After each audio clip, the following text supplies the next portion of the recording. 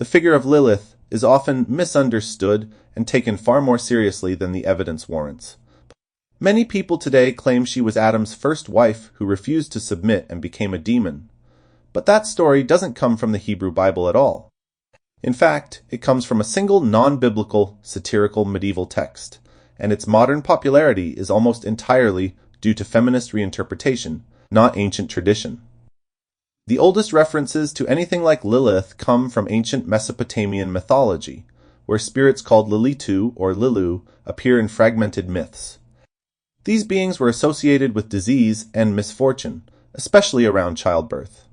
But these were not biblical figures, and there is no connection between them and the creation story in Genesis.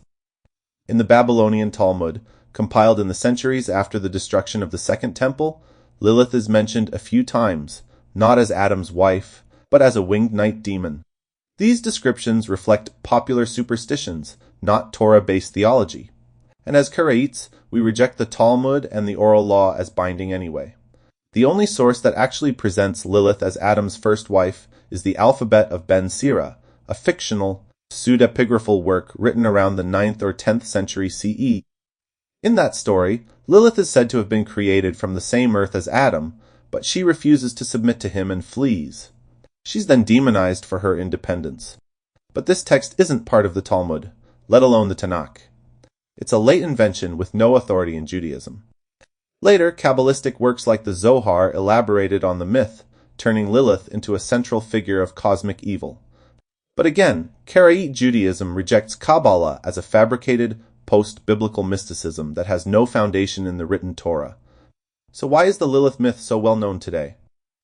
It's not because it ever had real weight in Jewish tradition.